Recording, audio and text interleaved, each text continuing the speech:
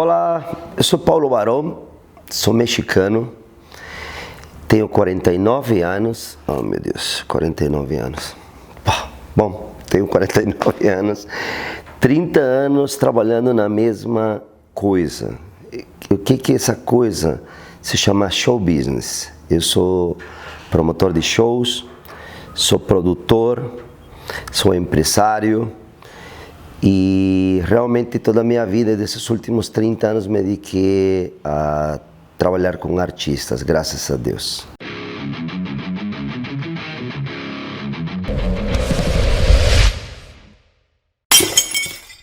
Eu, com 7 anos, me voltei uma autodidata no show business, vamos falar assim, porque eu descobri a música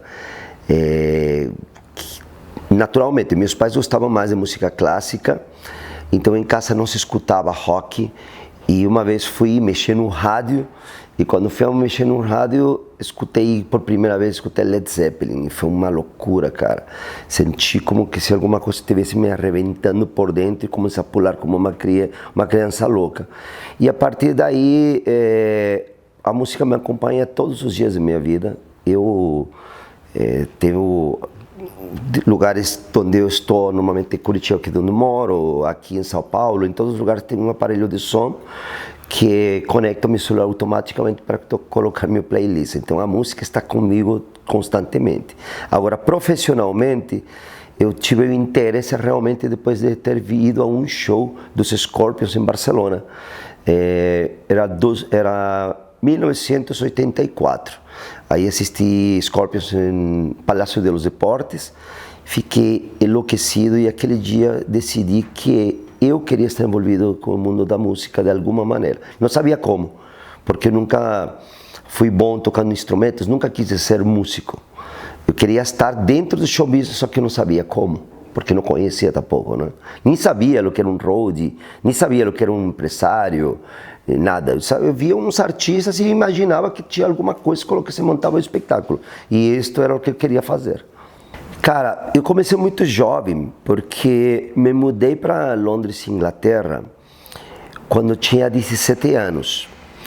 E eu queria fazer minha faculdade lá. Então, minha ideia de fazer faculdade já era direcionada ao cinema. Fui fazer cinema, por quê? Porque minha ideia era fazer videoclipes. Eu queria estar envolvido no mundo da música, e o único jeito que eu conhecia era por meio do cinema. Então eu fui fazer na faculdade de cinema, e aí conheci um cara que era amigo do Sepultura, era um brasileiro. Eu já estava com 18 anos. E naquela época eu falei, cara, quem é essa banda Sepultura? Não sabia, mas como era meu primeiro contato, eu amava o Brasil também, tinha aquela expectativa de um dia voltar no Brasil. Eu tinha vindo com 16 anos com meus pais em um curso que meu pai estava dando, e amei o Brasil. Então me interessei, eu nem conhecia o Sepultura, não sabia. Aí, em 1989, montei a Top Link. Fui registrar ela, fiz um logo e tal, e eu já me sentia achando que eu já era o promotor. Imagina, com 19 anos, eu montei minha empresa registrada, com nome completo, com logo e tal, e a partir desse dia, esse meu amigo se voltou à realidade da vinda do Sepultura, que não conhecia, e foram vários sócios, moleques de 20, 23 anos, que juntamos uma graninha e levamos Sepultura a tocar em Londres por primeira vez na Sala Marquee. Então posso chamar que seria meu primeiro show profissional, mesmo que não estava produzindo aí, mas já fiz minhas primeiras coisinhas lá no show business. Na verdade, eu comecei também como empresário muito jovem, com 21 anos de idade. Existia uma banda, uma menina se chamava Katrina and the Waves. Ela fez um sucesso muito grande, uma música que se chama Walking on Sunshine, que foi inclusive tema de, não sei se, 15 filmes de Hollywood. E naquela época, justamente para o cinema, eu terminei conhecendo ela dentro estávamos buscando, eu já estava buscando com quem produzir videoclipes. E terminei conhecendo a Katrina, a banda, e naquela época ela não tinha empresário, eu vi ela tocando em um bar, não ela, na verdade o grupo, em um bar, achei fantástico e me arrisquei, tipo, você precisa de um empresário? E aí consegui fazer algumas coisas importantes para ela, de colocar ela em 2 filmes, porque por meu relacionamento que eu tinha no cinema, consegui depois levar ela para tocar na Espanha, em alguns países, e depois a banda na verdade explodiu com Walking on Sunshine, e aí já eu fiquei muito pequeno, entendeu? Porque eu estava começando no show business. Cara, eu sou muito, eu tenho uma coisa que eu busco dentro de mim, de meu coração, é nunca deixar de ser um fã. Para mim é super importante. Sentir a emoção do fã não tem preço. Eu acho que eu evito trabalhar com algum artista que eu gosto, porque, por exemplo, minhas 3 bandas favoritas são Van Halen, Scorpions e Def Leppard. Só que eu trabalhei com Scorpions muitos anos. Com Van Halen trouxe o David Lee Roth e eu queria manter aquela sensação de que Def Leppard nunca trabalhasse com eles. Já muitas vezes me foi pedido se eu poderia fazer os shows como promotor e tal. E eu quis manter sempre aquela sensação de que com Def Leppard não posso trabalhar. Então, assim, quando eu trabalho com algum artista, sempre trabalho com um artista também que eu gosto. Seja como promotor, porque eu penso o seguinte, se um dia eu faço um show e eu perco dinheiro investindo, eu gosto de me sentir que foi minha escolha, eu me diverti, vocês vão ver em todos os meus shows, eu sempre busco algum momento para ir e me sento em frente do palco, em frente da barricada, e gosto de curtir o show para mim, sentir que esse show é meu e como se os outros fossem meus convidados. Então, assim, eu tive artistas que eu tietava quando era moleque, morando em Inglaterra, eu ia lá no Tower Records, ia na Virgin, Megastore e buscava de onde que os artistas estavam, gostava de ir aos shows, meu hobby sempre foi ir a shows. Então, assim, por exemplo, por te citar alguns que eu me emocionei muito e ainda me emociono, Marillion, uma banda que adoro, gosto de ir aos shows, fiz shows com eles, me senti muito feliz. Os Scorpions, imagina, eu de repente me voltar a ser o cara na América Latina dos Scorpions, sendo que foi uma das minhas 3 bandas favoritas, foi uma situação inusitada. Estar do lado de Chuck Berry, criador do rock, estar do lado de Jerry Lee Lewis. Lembro que eu tremia quando estava do lado do Jerry Lee Lewis, outro criador do rock, que tem sua história retratada em filme, inclusive. Então, tiveram alguns artistas que eu me sentia, Ronnie James Dio, me voltei muito amigo do Ronnie James Dio, estar conversando com ele assim de antropologia, de psicologia e não só de rock, já era uma coisa fantástica.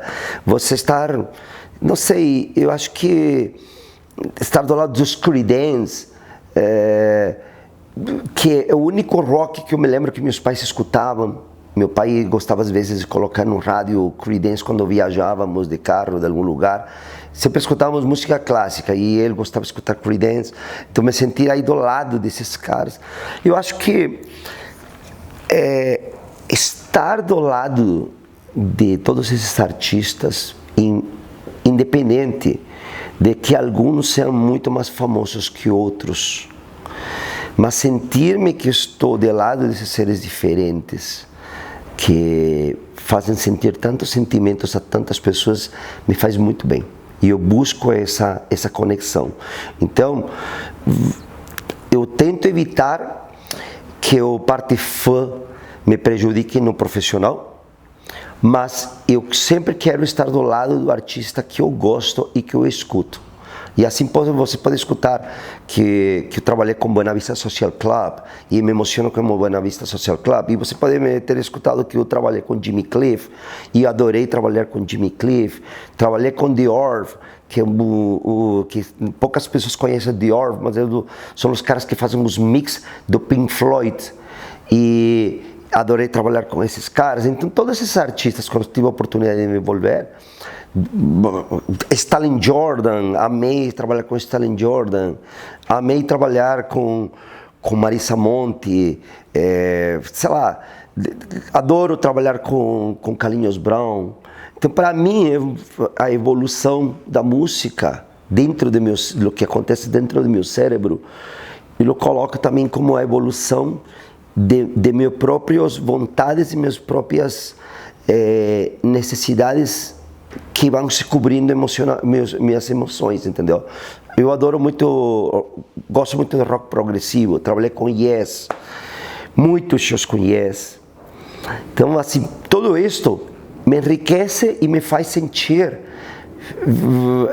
na mesma sensação de intensidade, feliz estando do lado desses caras. Além de o Angra, logicamente, Sepultura e as bandas nacionais também, né? E minha história no Brasil vem de muito longe. Na verdade, minha história no Brasil começa quando meus pais chegaram, me trouxeram aqui porque eles estavam dando um curso em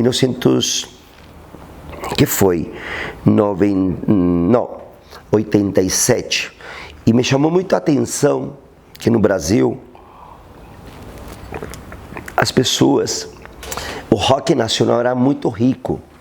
E mesmo o Brasil acabou de sair da ditadura, vamos falar, porque era pouco tempo, e um país que sai da ditadura tem um tempo de evolução. E as pessoas eram muito felizes. Me lembro que se paravam nas ruas, nos carros, e colocavam um domingo, 4 da tarde, e os carros ficavam dando voltas do lado das praças, os carros abertos, todo mundo escutando música, com as geladeiras fora, e os garotos dançando. E aí você escutava, fui conhecendo bandas que nunca tinha ouvido, Legião Urbana, fui conhecendo RPM, Titãs, e todas essas bandas nacionais que estavam rolando naquele momento. E me surpreendeu ver que alguns deles tinham vendido 2 milhões de álbuns, 3 milhões de álbuns.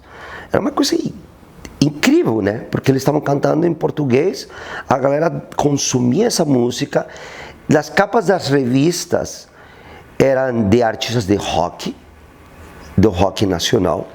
Então, toda essa sensação de um brasileiro feliz me trouxe sempre a vontade de eu querer vir um dia morar no Brasil. Olha que interessante. Daquela época, porque me lembrava daquela sensação de felicidade sempre, que eu me lembrava do Brasil, era aquela sensação dos jovens sendo felizes, escutando música legal, dançando nas ruas. Então, assim, quando eu tive a primeira oportunidade de fazer um show no Brasil, bom, em 1989 foi o show com Sepultura lá em Londres, no Marquee. Já meu primeiro show que eu trouxe aqui foi incrível que parece a Rick Wakeman. Eu trabalhei com Rick Wakeman no 93, na turnê que ele fez com o filho dele, que era Wakeman and Wakeman. Então, assim, eu já estava buscando, interessado em trazer eventos no Brasil. Quando eu realmente me mudei para o Brasil foi no 2001. No 2001, o que aconteceu? Minha filha ia nascer e eu queria que minha filha ia nascesse aqui no Brasil, já para mudar minha vida. Então, eu já tinha amizade do André Matos, já era amigo dos caras do Angra. Então, meu objetivo de mudar-me já era uma coisa que era uma realidade. E foi aí que depois montamos com o André o Xamã juntos, e bom, e já, imagina, assim, já se foram 18 anos, né?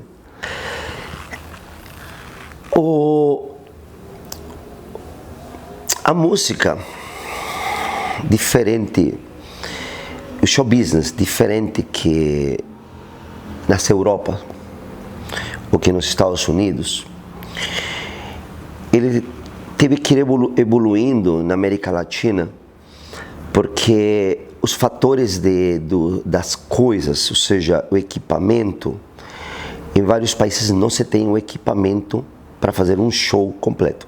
Vamos tirar as capitais, por exemplo, São Paulo. São Paulo tem tudo, Buenos Aires tem tudo, Santiago de Chile tem tudo, México tem. Agora, quando você vai no próprio Brasil e você já fica indo um pouco mais longe, por exemplo, para o Nordeste, quando você vai em Argentina e você vai para Mendoza, vai para Rosário, quando você vai em Chile e você já vai para, com exceção de Viña del Mar, mas você vai para, sei lá, outras cidades do interior, você não encontra o mesmo equipamento e você também não encontra as casas de shows tão preparadas. Então, o que acontece?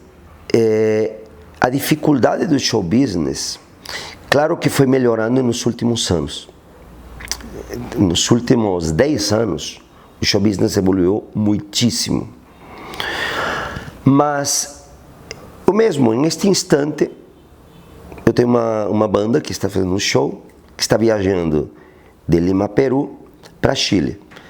Só que o seguinte show que vai ser na Bolívia, que é de uma capital, que é La Paz, eles não têm o teclado que o tecladista precisa. E é um teclado que é, tipo, vamos falar, básico para alguns lugares. Então você vê, La Paz é uma capital e ele não tem o teclado. Então o que eu vou ter que fazer? Preciso fazer. Eu tive que alugar um teclado em Santiago de Chile e esse teclado vai ter que voar para a Bolívia e depois de Bolívia vamos ter que mandar esse teclado de volta para Santiago. Então, para você ver, e com isso já te mostro os problemas que podem ter o show business. Então aí, quando você vai em alguns desses países, vamos chamar de exóticos ou menos evoluídos financeiramente, chamados de terceirmundistas, seria pela falta de ter o material para fazer um show, às vezes de iluminação, às vezes de equipamento de som, às vezes de mesas de som. Então, quando você já se adentra muito mais na Centro-América, Guatemala, El Salvador, com exceção de Costa Rica, mas Honduras, quando você entra nessa parte de Centro-América, você ainda tem muita mais escassez de produto. E aí ainda se juntam outros problemas que são geográficos, que os voos para alguns lugares não tem essa malha aérea que é fácil. Então, e você também não pode ir por terra, porque como você vai ir vamos falar, de El Salvador para Peru? Você demora 3 dias e é super perigoso, as estradas são terríveis, perigosas, entendeu? Então, assim, o show business, ele, para a América Latina, ainda é complicado,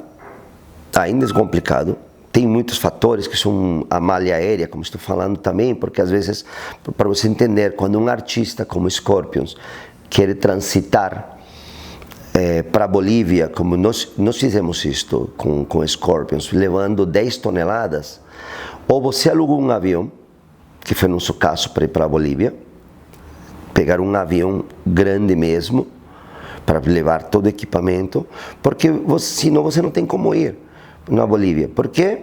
Porque se você leva 10 toneladas, o avião você precisa reservar um espaço, reservar um room dentro do avião. Por quê?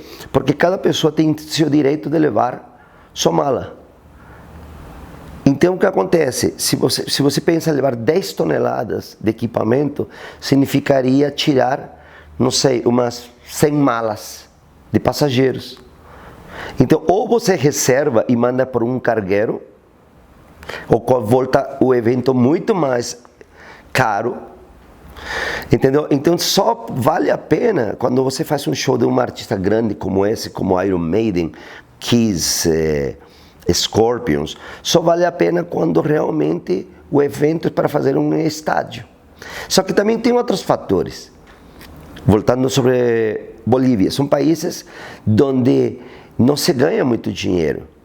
Então, assim, você coloca o valor do ingresso entre 10 e 15 dólares e já é muito dinheiro para eles. E aí você pensa, de 10 a 15 dólares, vamos colocar uma média de 15 dólares, para você encher um estádio, para pagar toda uma produção de alugar todo um avião, pagar toda uma banda, hotéis e tudo isso, então, você necessita pelo menos colocar 30 mil, 40 mil pagantes para cobrir os custos, está entendendo?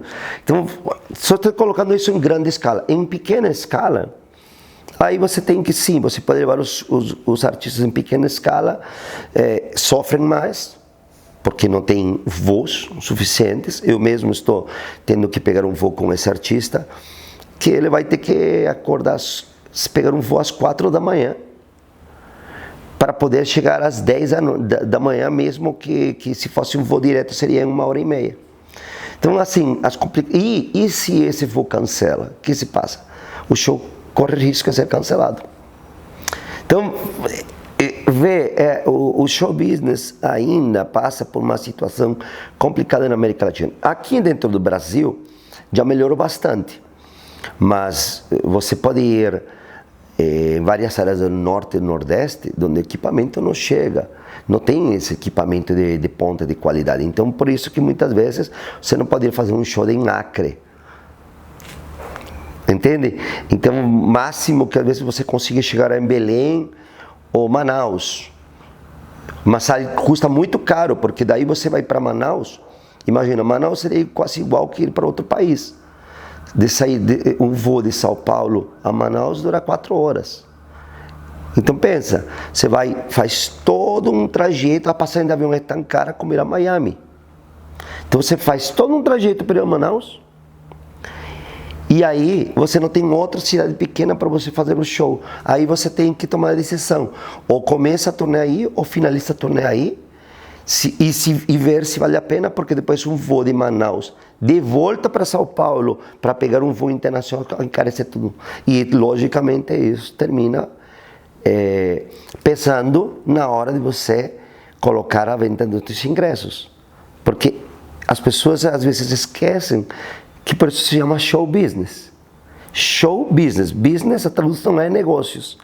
Então o promotor faz isto porque quer trabalhar, porque quer ganhar dinheiro. Senão o promotor não faria. Está entendendo? E o artista, por mais que ele tenha vontade de tocar em Manaus, ele precisa cobrir seus custos para fazer seu show. Por isso que ele se chama, de novo, show business. Show business. Então o fã necessita entender essa dificuldade e também que o show business não é simplesmente uma vontade de, você vai tocar, o artista não vai, vem a Manaus, vem a Belém, mas custa. Aí depois o cara chega e reclama se o ingresso ou se o cara não tem as coisas. É normal, logicamente, o consumidor tem que reclamar se não está oferecido o negócio. Mas depois você vê, você cria um espetáculo desse tamanho e dá um prejuízo enorme. Aí, logicamente, não vai continuar tendo show business. Estou colocando um exemplo sobre a sua pergunta que você me fez, para você entender a dificuldade que existe realmente na América Latina. Muitos artistas, eles querem chegar a vários lugares de América Latina, mas não dá porque o dinheiro não compensa. Rocking All My Dreams. A tradução de Rocking All My Dreams seria mais ou menos assim. Eu fiz um trocadilho com a palavra rock. E Rocking All My Dreams é o seguinte, quando você fala rocking, a tradução seria rolando, né? Que a palavra roca é o de rock. Então eu quis fazer um trocadilho como eu conseguindo, no rodando da minha vida, fui conseguindo meus sonhos. Na verdade, esse meu livro está simplesmente pensado em que me situando como um fã que conseguiu os seus sonhos e fui me levando com as energias da vida e com as circunstâncias de minha vida, sempre escolhendo os caminhos de seguir meus sentimentos, a chegar de repente, depois de 30 anos, a ser um produtor conhecido que trabalhou com todos os artistas prediletos. Então, o que eu busco com esse livro? Eu tento inspirar a outros jovens a que se encontrem a si mesmos. Porque se eu conseguir dar certo, podia ser o cara mais improvável que se desse certo no show business. Por quê? Porque eu saí com 14 anos do México, por trabalho de meus pais. Fui para a Espanha. Tive que me encontrar, porque não tinha amigos na Espanha. Então tive que voltar a fazer minha cena. Não tinha família lá, só tinha meus pais, meus irmãos. Então tive que me reestruturar emocionalmente e aprender a sobreviver na Espanha, em um país que eu não conhecia. E a música me ajudou nesse sentido. E aí foi onde tive a oportunidade de conhecer os primeiros artistas em shows, indo para os shows. Por quê? Porque no México não chegavam esses shows. Então agora você pensa, eu era um mexicano que não tinha família na Espanha, mas a não ser meus pais, não tinha amigos, tive que construir isto. E depois, com 3 anos depois, que não estava conseguindo me adaptar na escola, fui expulso da escola, brigava porque precisava me defender do bullying da época e saía sempre na porrada com um monte de gente. E de repente, tenho que me reconstruir de novo quando eu vou para a Inglaterra, porque a ideia foi irme para a Inglaterra para estudar e querer ser alguém realmente, vamos falar, me voltar um homem de verdade, que nessa idade de 17 e 18 anos, ainda você está se formando. Eu me fui à Inglaterra sem saber inglês. Saí no primeiro metrô, depois de ter pego o avião, saí sem saber falar nada. Tipo, levou um papel, falava, mostrava aqui, hello, e só mostrava o endereço, onde eu tinha que ir a parar. Então, assim, se vamos pensando em todas as probabilidades de que isso desse errado, e de repente, hoje eu consigo te contar essa história, depois que montei minha empresa com 19 anos de idade, e fiz mais de 10 mil shows, em mais de 50 países, trabalhei com todos os artistas que eu tive vontade de trabalhar, e hoje eu consigo entrar a qualquer show e estar no backstage com meus grandes ídolos de meu lado, ou tendo os caras vindo para minha casa, me convidando a jantar, ou indo dormir na minha própria casa, ou estar fazendo um churrasco em família. Isso para mim é ter conseguido meus sonhos. Então eu me pergunto, eu consegui isso como? Com sorte? Não creo que tenha sido sorte. Foi um trabalho constante de acreditar, de fazer acreditar a meus pais em que eu não queria ser um médico, que eu não queria ser antropólogo como eram meus pais, ou como minha mãe que é psicóloga, que eu não queria ser um engenheiro, não queria ser advogado. Eu simplesmente queria trabalhar na música. Então tive que convencer a meus pais a que eu era bom para fazer isso, mesmo que eu não sabia se era bom, mas eu queria fazer parte do show business. Quando eu fui descobrindo a palavra show business, que foi bem mais na frente, mas eu queria estar envolvido dentro do que era a música. Então, assim, se eu conseguir isto, creio que tem outros jovens que podem conseguir isto. E se meu livro consegue evitar que um jovem se suicide porque ele se acha que ele não serve para nada na vida, ou porque ele recebeu bullying e ele se acha um perdedor, para mim minha missão estará sendo feita. Porque eu considero que o conhecimento você precisa passar para os outros. O conhecimento não pode ficar para você. E eu quero realmente, por isso que agora estou dando essas entrevistas, estou me preocupando, por mais que ele me tire o meu tempo, porque ele tira o tempo do meu trabalho. Estou agora com turnê, estou com outros alunos de outras bandas, um monte de coisas, mas o que eu quero? Eu quero que outros se inspirem, que apareçam os novos produtores. O show business precisa de produtores novos. O show business está necessitando porque os artistas, tem muitas bandas boas por aí, mas não tem empresários. Então, se alguém se inspira, alguém pensa, pô, cara, eu vou estudar na faculdade, mas eu quero ser um produtor, eu quero ser um empresário. Eu acho que com o meu livro, eu estarei inspirando essas pessoas. Meu livro, quero que as pessoas entendam, não vou me voltar rico por vender um livro. O livro custa 50, 60 reais, dependendo da livraria. Não vou voltar rico. Na verdade, para mim, fazer dinheiro é quando eu faço meus shows. Não é vendendo livros. O livro é simplesmente querer passar o conhecimento para que outros se inspirem. Minha filha está com 18 anos. E se ela quer um dia assumir a Top Link? Vamos supor que ela tem, porque não tem outro filho. Se minha filha quer assumir a Top Link, ela precisa ter outros caras da mesma idade dela, também com vontades para negociar no futuro.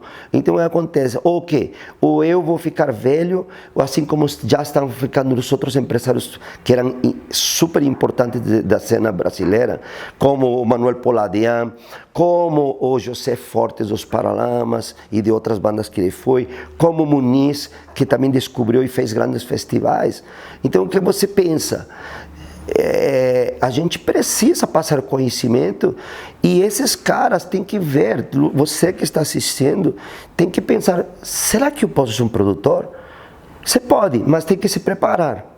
Eu me preparei, estudei na Inglaterra cinema e depois de ter terminado esse cinema, e por que estudei cinema? Não porque eu queria ser diretor de cinema, em realidade. Eu queria entrar dentro do show business, da música. E o único jeito que eu conhecia era por aí. Depois me preparei e fiz outra faculdade, que foi de comércio exterior e de marketing. Então, assim, fui me preparando no longo dos tempos para poder criar uma empresa sólida que hoje é a Top Link Music, com 30 anos de história, sem ter parado um único dia em 30 anos. Na verdade, sim, parei quando entrei por minha fibromialgia, que parei 3 meses, queria parar com tudo, mas era porque a fibromialgia vai acompanhar com a depressão. Então pense, o que me salvou foi a própria música. Se não teria entrado na depressão, eu estaria lá, sendo um perdido. Então, assim, se você leva a sério esse trabalho, eu acho que você necessita compartilhar. E foi o que eu fiz com o meu livro Rocking on My Dreams. Me acho sim, mas não por Paulo Barão. Eu me acho parte da história do rock porque pude ter trabalhado com Chuck Berry, pude trabalhar com Jerry Lee Lewis, que são os criadores do rock, e porque participei já em videoclipes. Então imagina o Dee Snider, um cara que eu admiro muito, muito por a personalidade dele, por o que ele representa para a cena do rock, por todo o que ele fez no passado, inclusive quando ele foi e defendeu os lyrics que foi acusado inclusive no parlamento, e ele me convidou para fazer parte do videoclipe dele, que acabou de sair há pouco tempo, como ator.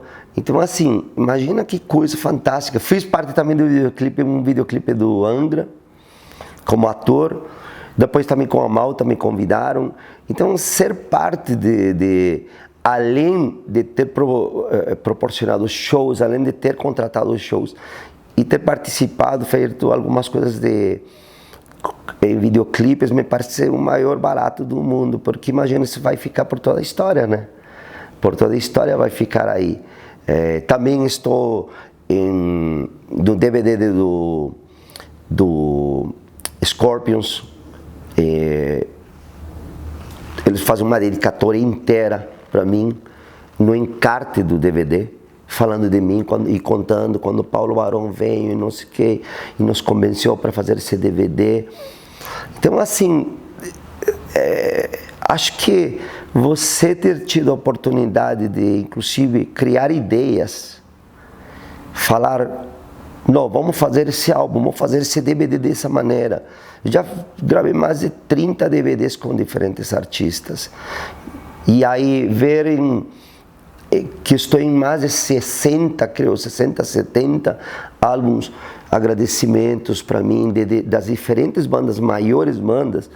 Nossa, é uma coisa incrível. Ter saído a andar de carros com Bruce Dickinson, ter os caras em minha casa, estou falando de um churrasco, ter o Rudolf Schenker deitado aí em meu sofá, como se fosse família, entendeu?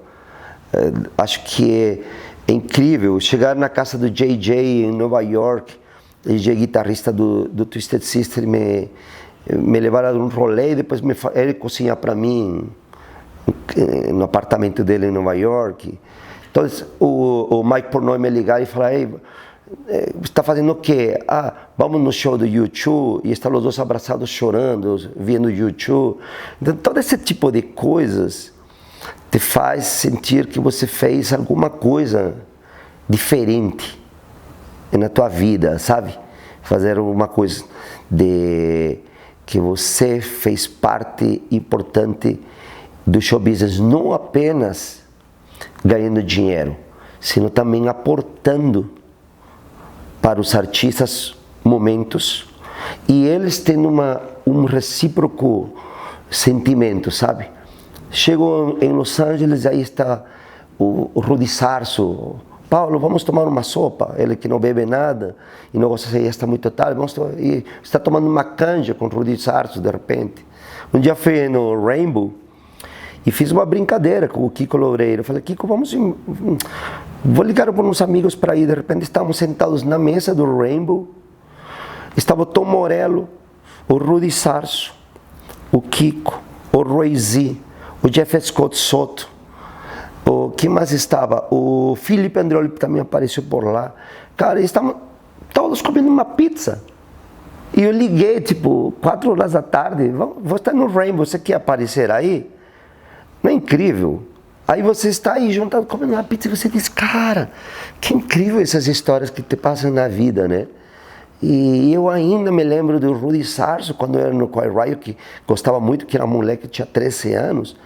E lembro de ter um pôster do Rudy Sarso no meu armário.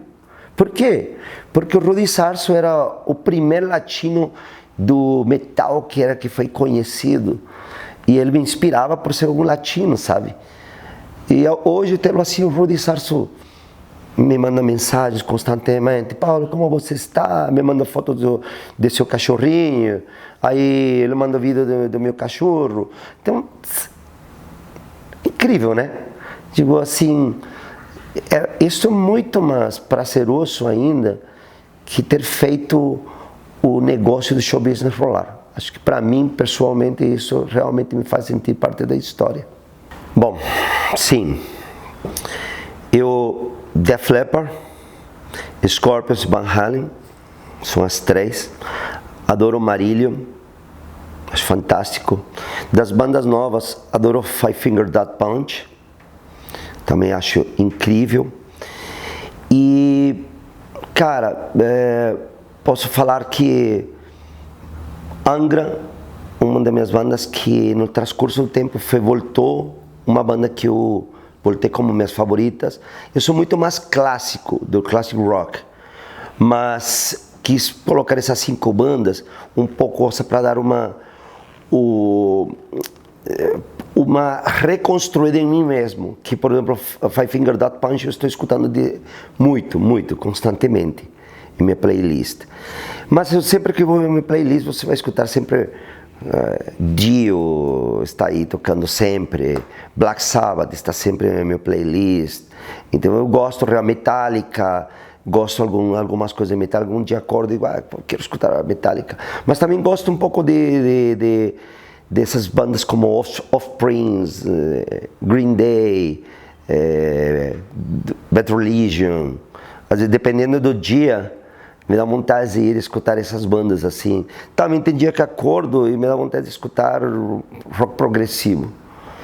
Tá? Então, assim, pego e às vezes, cara, vou e busco os... não exatamente Dream Theater, mas gosto, por exemplo, de escutar Liquid Tension. E aí busco alguma maluquice daquelas de progressivo, de algumas bandas que pouca gente conhece. Tem essas bandas agora também que estão por aí, Trivium, entre outras, Meshuggah. Então, estou tentando sempre me recriar, por mais que, como eu digo, gosto de hard rock. De fato, quando eu estou na praia, o que mais adoro é colocar hard rock. Parece que me deixa mais feliz.